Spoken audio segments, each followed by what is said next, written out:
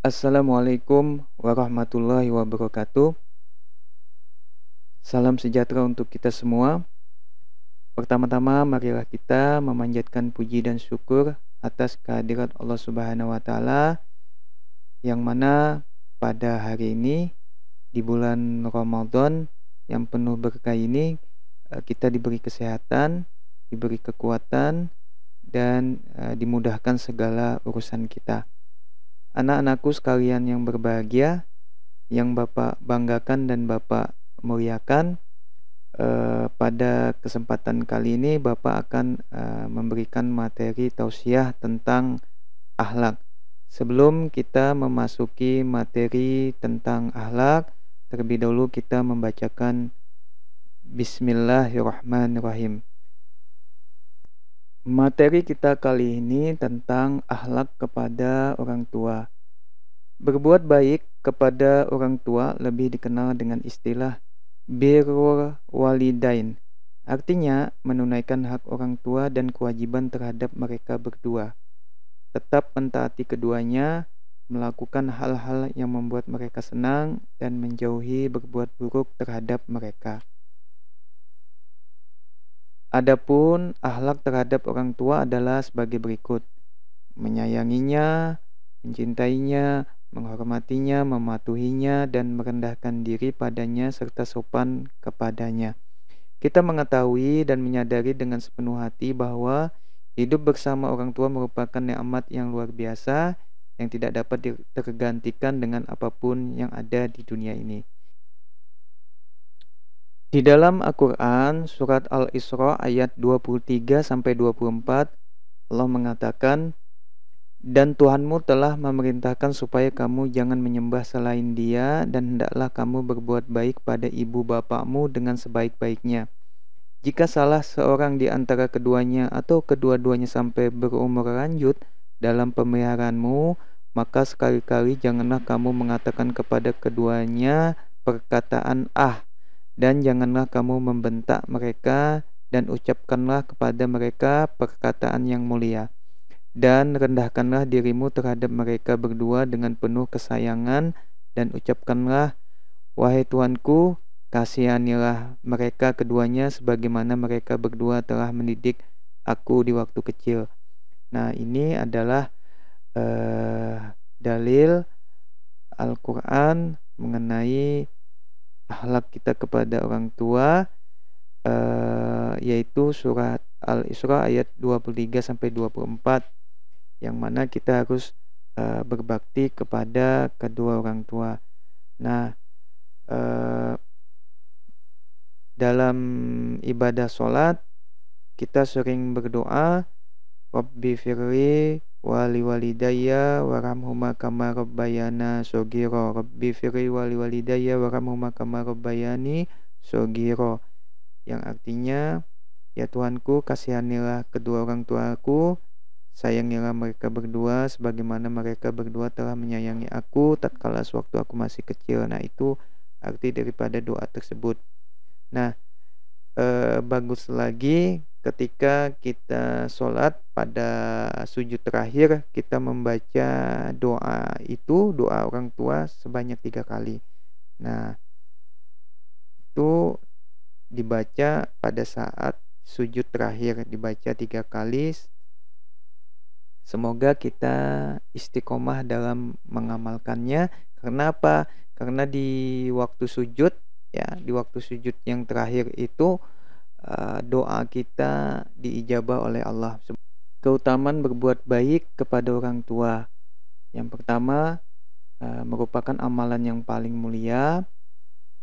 Kedua, merupakan salah satu sebab diampuninya dosa.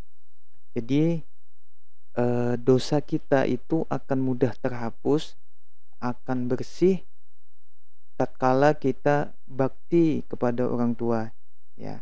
Maka lebih cepat dengan cara yang seperti ini, ya, kita berbakti kepada orang tua sehingga dosa kita itu luntur, ya.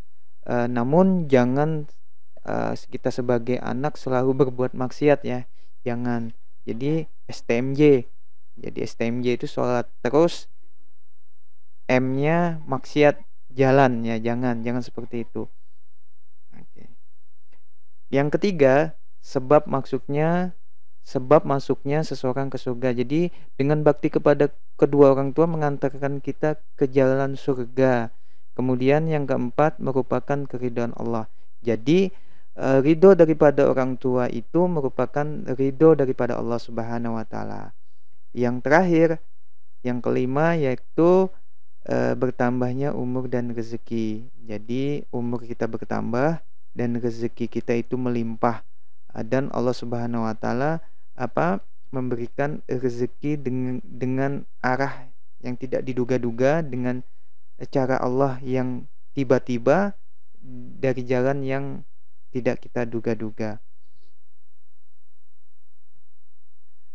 Adapun hak-hak seorang anak kepada orang tuanya, yaitu yang pertama, mentaati mereka selama tidak mendurhakai Allah. Maksudnya di sini kita sebagai seorang anak wajib mengikuti dan taat kepada kedua orang tua selama orang tua kita itu berada di jalan Allah, tidak berbuat maksiat. Kalau orang tua kita ini selalu berbuat maksiat, kita tidak wajib untuk taat kepadanya. Nah, yang kedua, berbicara dengan baik dan mendoakannya. Yang ketiga, meminta izin dan restu orang tua. Jadi anak-anakku sekalian yang berbahagia, apabila kalian itu izin keluar rumah atau pergi meninggalkan rumah, sebaiknya terlebih dahulu izin kepada orang tua kita. Yang keempat, menjalin silaturahmi yang dijalin oleh orang tua. Nah, yang kelima, membantu orang tua. Yang keenam, tidak memanggil dengan nama terangnya. Maksudnya ini tidak memanggil dengan nama orang tua kita, nama aslinya ya. Kita tidak boleh memanggil mereka dengan nama beliau ya. Jadi kalau kita di sini mungkin kita bisa panggil mama atau abah, ayah atau bunda dan lain sebagainya dengan nama-nama yang baik. Kemudian yang ketujuh, menafkahi orang tua atau merelakan harta yang diambil. Nanti suatu ketika anak-anak menjadi orang yang sukses, yang mempunyai pekerjaan dan memiliki penghasilan, kalian bisa menafkahi orang tua ya, gitu. Jadi itu kewajiban anak seorang laki-laki ya. Jadi kewajiban anak laki-laki itu kepada orang tuanya, sedangkan anak perempuan itu kepada suaminya. Nah, itu kita harus mengetahui fungsi kewajiban muslim laki-laki dan perempuan. Nah, yang kedelapan, tidak mencela orang tua lain. Nah, jadi selain kita memiliki orang tua, kita tidak boleh juga mencela orang tua yang lain atau sahabat daripada orang tua kita. Yang kesembilan itu hubungan setelah orang tua meninggal dunia. Jadi di sini kita harus menjalin hubungan kepada kerabat orang tua, misalnya paman atau bahasa kita tuh acil, paman, julak dan lain sebagainya. Kita harus menjalin hubungan silaturahmi dengan keluarga dari pihak ayah atau dari pihak ibu. Selanjutnya kita masuk kepada adab atau akhlak kepada guru. Dalam menuntut ilmu, seorang murid harus selalu menghormati, menghargai dan menjunjung tinggi seseorang yang mampu menjadi sumber ilmu tersebut. Dalam hal ini adalah guru yang begitu berjasa terhadap kita. Oleh sebab itu, memuliakan guru wajib hukumnya bagi pencari ilmu agar ilmunya berguna dan membawa keberkahan. Nah, menurut ulama besar yaitu Imam Al-Ghazali dalam risalahnya berjudul Al-Adab Fiddin, dalam Majmu'ah Rasail Al-Imam Ghazali mengatakan bahwa seorang murid harus memiliki adab yang baik di hadapan guru. Nah,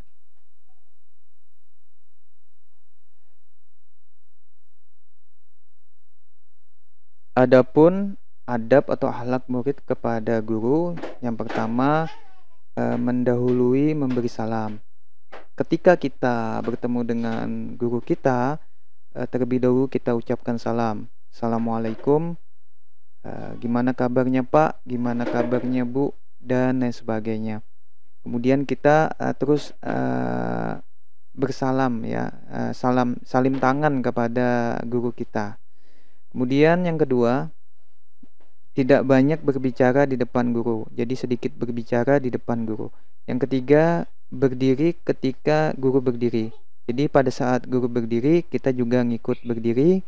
Ketika guru itu duduk, maka kita juga ikut duduk. Yang keempat, tidak mengatakan kepada guru, pendapat fulan berbeda dengan pendapat Anda, misalkan pendapat guru berbeda dengan pendapat yang lain, misalkan pendapat guru yang lain. Nah, ini tidak mengatakan kepada guru. Kemudian yang kelima, tidak bertanya-tanya kepada teman duduknya ketika guru di dalam majelis atau di dalam kelas.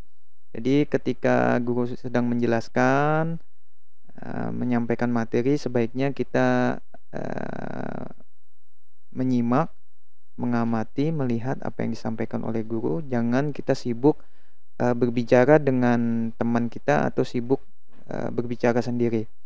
Yang keenam, tidak mengumbar senyum ketika berbicara kepada guru.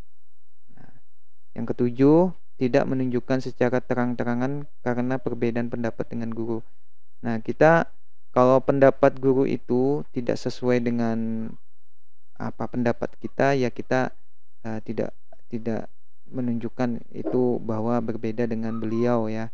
Jadi cukup kita saja, tidak usah perlu pendapat beliau itu kita utarakan tidak sama dengan pendapat kita atau argumen kita. Yang kedelapan, tidak menarik pakaian guru ketika berdiri. Nah, jadi tidak boleh kita itu menarik pakaian guru ya kan. Jadi kita hindari ya anak-anakku sekalian ya. Jadi jangan sampai kita menarik pakaian guru. Kalau misalnya bertanya, ucapkan salam, jangan sambil bertanya sambil menarik pakaian guru ya, itu dihindari.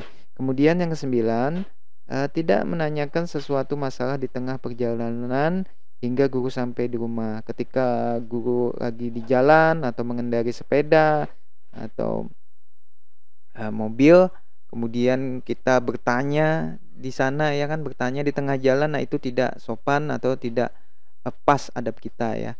Kemudian yang ke-10, tidak banyak mengajukan pertanyaan kepada guru ketika guru sedang lelah. Nah, kita juga melihat kondisi guru ya, pada saat guru itu sudah capek mengajar, kemudian kita bertanya banyak kepada guru. Kita lihat kondisi guru kita apakah sedang fit atau tidak. Kalau kondisi guru kita itu fit, bolehlah kita untuk bertanya kepada beliau. Nah, mungkin itu yang dapat Bapak sampaikan mengenai akhlak, yang mana akhlak atau adab ini harus kita pahami, harus kita pelajari, baik itu akhlak kepada orang tua maupun akhlak kepada guru kita. Karena apa? Antara orang tua dan guru itu sama ya, karena guru kita itu juga sebagai pengganti orang tua kita di rumah, orang tua kedua setelah orang tua kita di rumah. Nah, dengan berakhlak itu lebih utama daripada kita menuntut ilmu, karena akhlak dan ilmu itu sepasang ya. Jadi orang yang berilmu sudah jelas dia belum tentu dia berakhlak. Orang yang berilmu belum tentu dia berakhlak atau beradab. Namun apabila orang itu beradab atau berakhlak, udah jelas dia memiliki ilmu.